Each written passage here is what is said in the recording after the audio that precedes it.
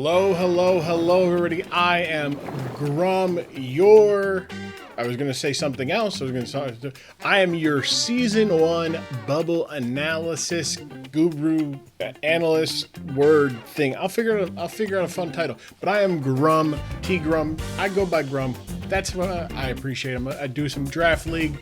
I do some stuff of my own involving some Pokemon content. But this is me being an analyst.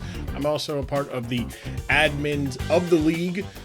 So my allegiances are obvious. But I am going to be providing analysis for the inaugural season of Bubby's Ultimate Battle League, aka the Bubble. I popped my B there on purpose so you can be like a bubble there. We are going to be doing this for the course of the regular season as well as the postseason. I will be breaking down each game, giving you a little bit here and there as to what's going on, keeping you a track. If you're kind of passively interested in what's going on here, that's great. That's awesome. Welcome. If you are a passionate draft league fan, then you know exactly what we're doing here. But either way, it is a fantastic opportunity for 12 coaches this season. We've got some heavy hitters, some fresh faces, and some returning faces. So I, for one, am going to be consuming it all like a delicious milkshake from Bubby himself. I don't know if that works, but we'll leave it in. Either way, we've got 12 teams, like I said. They will be battling it out over the course of a 7-week regular season. That means 7 games. That means 1v1, 6v6 battle, level 100 Pokemon, standard competitive stuff in terms of singles draft league content. After the regular season is over, 8 teams will remain in a single elimination playoff bracket, with the final team standing at all of it getting to say that they won the first ever Bubble Championship, or second if you're talking about the Lakers, but it's a different kind of bubble. We're not talking. This is a good bubble, not a bad bubble. This is a good bubble. Our coaches all drafted between 9 and 11 Pokemon, operating under a 115-point salary cap, meaning they could not draft Pokemon that were exorbitantly high cost. And obviously, the cost is tied to how good of a Pokemon is. The better the Pokemon, the more expensive they are. Following more traditional real sport salary cap idea, none of this MLB baseball salary capless ideas, no luxury tax or second aprons you got to worry about either, for those who know exactly what I'm talking about. Our coaches also designated by law, by the rules of the league, designate 2 Pokemon minimum or 3 maximum as Terra captains, meaning that they get to terrestrialize in the middle of a battle at any point in the game each week. But now you're thinking, well, they can be anything, right? Yes, they can be. However, we are operating under an open Terra preview format, meaning that they can be any type, but prior to the battle officially beginning, ergo the team preview or before you start searching, whatever, you got to tell your opponent, hey, I'm bringing Terra Electric. Hey, I'm bringing Terra Bug. Hey, I'm bringing Terra Stellar, on my Pokemon. So a lot of good stuff. That's right. They can even be Stellar, which is interesting in some cases. And this could be a little bit much, right? You think about some of the really good Pokemon, like, oh man, like that means I have to draft 2 Pokemon, right? We balanced it out even further.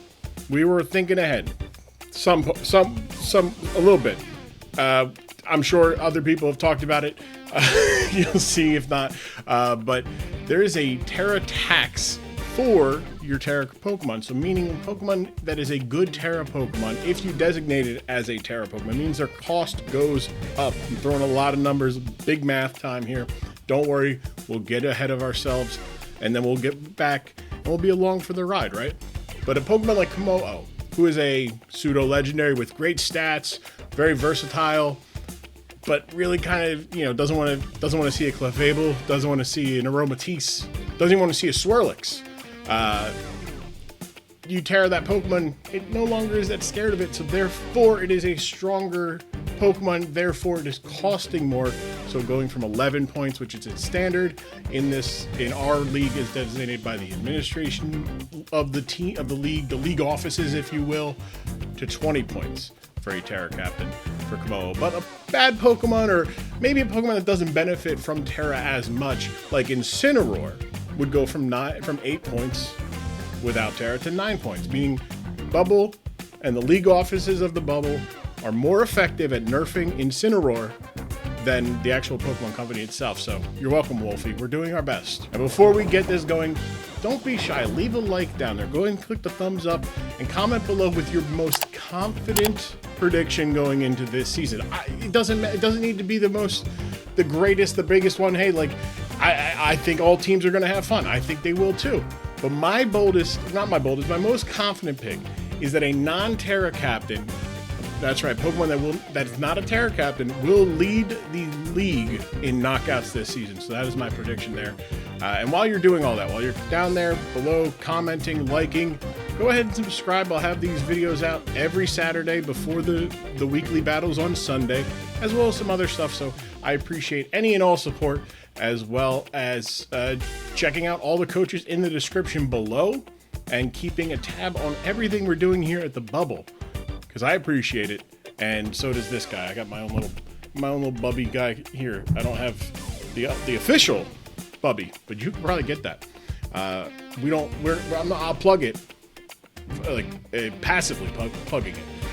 But yeah, play-more.store. So hey, appreciate it. Hey, let's get into these. All right, come on with me. If this is your first time in a draft league format, if this is your second time, if this is your umpteenth time, come on. We're gonna go preview week 1 of the Bubble, and we're going to begin with a very fun matchup. Kicking off our slate of games this week, we've got my fellow administrator, John Jr., taking on Diet Tight. Two buds going back and forth here. We're going to take a look here at John Jr.'s Portland Nightshaders, a very good physical attack and defense team. Very strong on the physical side. Average specials. Speed's fine. It's nothing, really you only got 9 Pokemon, right? So you're going to have a big dip there. But very ground weak, very fighting weak, and very ghost weak. And again, that is because you have 9 Pokemon. When you have 9 Pokemon, the glaring weaknesses are glaring, but especially ground, because it does. John Jr. has 2 Terra Captains, really just 1. I respect Dusclops, but that Terra Enamorus will probably be the Terra Captain each and every week. And if it is a Terra that is not a flying type, oh boy, it's going to get a little risky there. And I think this week it's going to be Stellar, so technically it will still be a flying type, which is good. But I think Stellar Terra for the Enamorus will be very good this week. Gives it stabs, additional stabs on top of its normal stabs, as well as giving it stabs on, say, an Earth Power or Mystical Fire or Extrasensory, a Sludge Bomb. Those are all things it could have. It could all run. But I do think that this is a solid Iron Hands matchup, breaking through to open the game up for Enamorus late in the game, so it can kind of maybe go Scarf and not have to worry about stuff. But Iron Hands looks really good in this matchup. And I don't know if it's the win con, but it's definitely going to bust some skulls. All right. And on the other side of things, the Minnesota Lykan Wolves, from Diet Tight, dancing Diet Tight, baby. I think I'm going to run with that. Also, high physical attack and defense team, slow team, and fine special. Nothing outrageous, Also fighting weak, also ground weak, but that's just it. Just those 2 are the really apparent weaknesses for this team. Strong Terras. The Hydrapple, like I said, we tried to balance the things we missed. The Hydrapple got past the sensors. Not this one, but Ogerpon, Cornerstone, still very good, and it's appropriately priced. So instead of focusing on the Hydrapple that we all missed, we're just going to do that. But look, John's got to play it, not me. I get to sit here and be like, wow, that Hydrapple is really undervalued. But yeah, very strong. Both of them could Terra this week for Diet Type. But I love Scarf Moon in this matchup, especially if Enamorus Terra's out of it being a fairy type. If it, for whatever reason, goes to water type, whatever the So if it gets rid of that fairy type, there's not much. This is the downside of having 9 Pokemon, because that's the only dragon resist. Your steel type does not resist dragon type as it is our Chaladon, but it does get to be bulky, and maybe you don't worry about that. But I like Choice Scarf for the Moon as a win con for Diet Type going forward. I do think, though, it is easier for John Jr. to position the Enamorus for a win than it is for Diet to do it. Primarily because I feel that the checks for Enamorus, which are Necrozma and Hydrapple, they're going to get worn down by the threats, the other threats, our Chaladon or Iron Hands. So it really opens up a late game Enamorus very well for John Jr. My prediction going to be the Portland Nightshaders, and not biased at all as an admin. Our second matchup of the week, we've got Uzi, who is on a tear as far as coming back, I should say, from being on a tear. Was so tired of winning and took a little bit of break, coming back for this one, taking on Hoodlum Callum, who is a fantastic, very physically large. I've been told taller than me, and I'm tall myself. So either way, very offensive team for Uzi here. The Palafin, Darkrai, the Rillaboom, very offensive on both sides, but very low special defense team. Not a lot of checks in that respect. Obviously, Assault Vest is great for that. Ice and Ground weak, which, you know, you got the Rillaboom to help with the ground one, and both of your Terra Captains remove your ice weakness. And because they're Rillaboom and Rhyperior, very interesting Terra Captains. I'd have to think that a Terra Rhyperior is the win con here, as weird as it sounds, thanks to its bulk, thanks to weakness policy potential, rock polish policy, combos are great, and just solid rock is also good. Callum, on the stats side of things, speaking stats side, not a lot of bulk, not a lot of special attack, not a lot of special defense. Scary team. In the wrong kind of stat wise, just scary and like not a lot of. Either way, rock, ice, ghost weak, but very good versus this Palafin in this matchup. One of my favorite Terra Captains in the entire meta of Kilowattrel, as well as a fun two, I should say, in Hitmonlee and Cloyster. Terra Water Kilowattrel, I think, is very attractive. It threatens a lot with it as like a Terra Ice would, but you don't get exposed to a Jet Punch from the Palafin as much. But I just don't see Uzi unleashing the Dolphin this week. But I still think Uzi gets the win here. It's a tough matchup, but I just don't think there's enough power on Callum's side of things to come out of this slobber knocker with the win. Let's take a look at Seabbad's side of things here in the next matchup. The balance on this team is beautiful. It's beautiful. It is a little, again, special week, but hey, Assault Vest, they're always good. Ice, Electric, Flying. Let me run this down. Ice, Electric, Flying, Rock, and Fairy weak. All right, so that's 5 weaknesses that are glaring for Seabbad's team, but it is a fun team to look at. I love the dual weathers. I love the Terra options with low kicks and both Basculegion forms. I think Rain, if you're bringing a weather, Rain is the better one, because you, even with the Torn T on the other side, you're going to make sure that Basculegion is a menace and can get a win con out of it, whether it's the physical one or the special one with Swift Swim. Just very good. Lindz's side of things, very strong, bulky team, lot of bulk, but it is a physical defense is not great there, and there is a Basculegion on the other side with either adaptability or just Swift Swim, banded, Wave Crash type stuff. Bulky options, though, you can fix that with a Terra Titan or a Terra Skeledirge, very good there. And you can fight the weather a little bit with the snow, because the Titan with the Slush Rush would be faster than a lot of things, even if you can't really outspeed the low kicks is first impressions or sucker punches. Still good though, and just Terra Titan looks really good for this matchup. I think 2 of my favorite teams are right here. I truly do that. You got the weather on the one side, and Lindz' team, very bulky, fat team. I love teams with a lot of bulk to them that can just take a hit and then hit hard back, especially like a Skeledirge, which Terra. I think that this is the game of the week. That is my call. And I think Seabbad walks away. The team is just very versatile in preview, matchup prep, and stuff like that. It's going to be hard to figure out what you're going to do because you could go prep for the rain, but the sun comes and you're kind of screwed. Not good. I'm going to take Seabbad in this matchup for week 1. No, not deja. Well, it is deja vu. You might be experiencing deja vu, but I promise you it's not entirely deja vu. We are kicking off week 1 with the finalists of the SPL. We got Joey and Iron Boffin, Pokey Aim Iron Boffin going at it. Taking a look at Joey's team right here. Obviously, the Iron Boffin, scary team looking here, but good physicals on both sides of offense and defense. Good special attack, but rough special defense. Weak to Ghost, Steel, and Fairy. Obviously, the weakness to Ghost can be helped a little bit because of the Petrunk and Terra. The Steel also with can help, you know, obviously Hisui and Ivalug. Great, very defensive Terra captains, right? You got Petrunk's got 160. You got Avalug, Hisui and Avalug, who's like 180, I think. And then you have the Hit Soaker that is little belly bolt here. Hi, Joey. Yeah, just very good team. I'm going to put him over here while I do this because it's messing with the stuff. I could see Terra Fire Petrunk being a win con.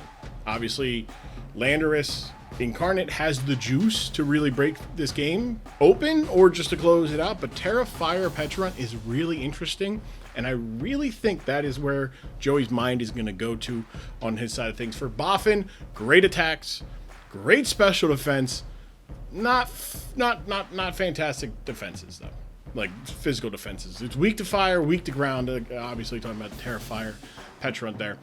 Iron Crown and Gudra Hisui make for a steel trap of Terra captains. Always going to have a steel on the team, depending on if they both come. Terra Fairy Iron Crown opens up a lot for this team. It fixes a lot of issues. I keep going back and forth about who's going to do this one, you know, who wins this one. I wish I was doing this after the game was I knew the result of the game, so I could be like, oh, hey, like, yeah, either way, I think Boffin comes close here, but Joey closes it out to start this season 1-0 in the BUBL, the bubble.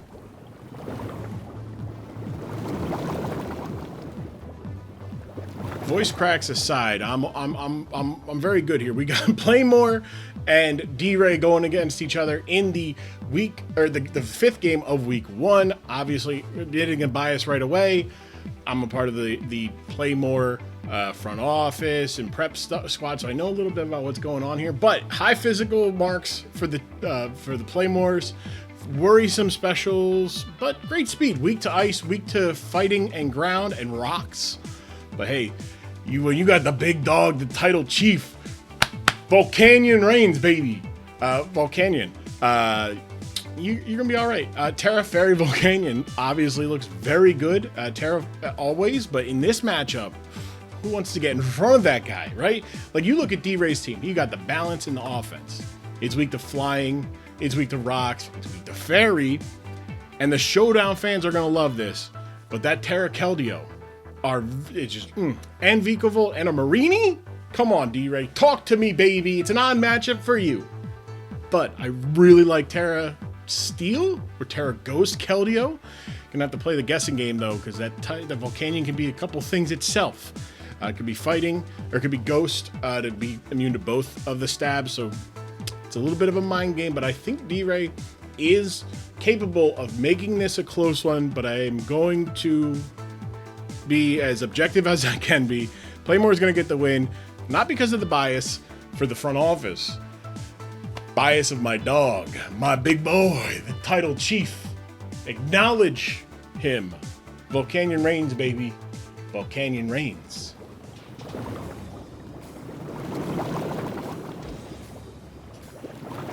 Up next, closing out this week is game number 6. Vandy and Nexus taking on each other. Vandy's got the weakest team in terms of physical defense, but best physical attacker, and is balanced on the special side of things. So nice working out there. Weak only to ice, and that's it. So one weakness on this team, and it is the ice type, and one of your Terra captains can fix that with it getting away from his natural typings. Thunderous Incarnate, very fun Terra captain because you can be special or physical. You get your stab flying move if you go Terra flying, or just double up and give it bolt beam coverage. Either way, fantastic. And Porygon 2 is a very strong defensive Terra. I think Garchomp looks fantastic in this matchup because Nexus has Ogerpon, Wellspring, Wogerpon, and as soon as that Terra's, it's gone. That resist, that grass typing is gone, and there's one less resist. It's really just comes down to Mandibuzz, and that's not. I mean, it could probably take a couple of hits because it's the Mandibuzz. But either way, I like Garchomp in this matchup for Vandy, but Nexus's team, there's no special attackers. I mean, I'm not saying that there's no special attackers. It's just there's Kyurem. That's about it. Sure, Raichu, whatever. Look, it's low, but that physical attack is so high, it might not matter, and it might just let Kyurem do what it does best, which is just spam specs, Dracos, or freeze dries, or whatever Nexus wants it to hit. It's weak to ground. The team is weak to ground, weak to fairy. That's really about it in terms of defensive profiles for this team. And despite I've made some comments about Wogerpon being a boring Terra captain. It's boring because it's very good and but it's very strong. It's very strong, and I can't disrespect it by saying it's not good. It's just boring to me because it's so good. You know, it's like watching December basketball, and you're like, wow, Giannis put up another 40 points. He's ridiculous. Or watching like September football, where it's like, actually that's not true because September football is like bad. Either way, you also got the Raichu, very good, interesting Terra captain to complement the team. Specs Kyurem though looks very good here, right? Especially if you get rid of that Metagross and they annihilate for the bulk reasons, and maybe the Alolan Muck, but hit some really strong Dracos or some really strong Ice Beams or Freeze Dries. Cook them things. Cook them. I'm going to take Nexus here because in the words of the legendary wrestling announcer Jim Ross, this match is going to be bowling shoe ugly. And I'm going to go with Nexus's experience when it comes to just having two teams wanting to punch each other the hardest they can and just not even care if it leaves them open to a counter punch. I'm going to pick Nexus there. And that's going to close out our previews. There, real quick, let me bring up that screen here. Let me bring up that prediction screen. We got 6 games, so 6 winners. I'm taking John Jr., I'm taking Uzi, I'm taking Seabbad, I'm taking Joey, I'm taking Playmore, again, because of Volcanion, not because I am a member of the front office, and Nexus to close out the week. I'm going to be keeping track of these. If you want to leave some predictions down below for this week's games, go ahead. Or if you want to leave your most confident prediction, as I asked you earlier, go ahead, leave that in the comments below. Like and subscribe, and we'll see y'all tomorrow as these six games, 12 teams, 12 coaches, however you want to define it, they all get themselves ready to go for an intense week. On behalf of everybody on the admin side of things, welcome you to the first season of the Bubby Ultimate Battle League, the Bubble. It's just really fun. I don't know. I didn't write an outro for this because I like to do this. I just like to ramble. I will have some more stuff. Maybe I'll put out a rankings video tomorrow before the matches go up to kind of go over everybody's draft analysis. But go down in the description below. You can find all the general managers, all their channels. You can watch their draft analyses. I don't know, pluralization of watch them and analyze their own drafts. There we go. That works better. And see what each coach was thinking about when they were drafting, where they think they're strong, where they think they're weak. And we'll see you tomorrow, August 3rd, for week 1 of the Bubble kicking off. And this every Sunday from then until September 14th, if my math is right, is the regular season. Then we got 3 weeks. So that comes out to like October, right before we're taking you right up to the release of Pokemon Legends ZA. Man, I'm really great. We're doing that. We're going to improve every week. Also, we might have some people stop by and interview and give guest analysis. Who knows? We'll see. I am Grumm, if no one has said it to you yet today. And if somebody has said it to you, I still would like to be the first or the next person to say it. I love you. I will see you all next week for more premium in quotations, analysis of the bubble. I'll see y'all then. Peace.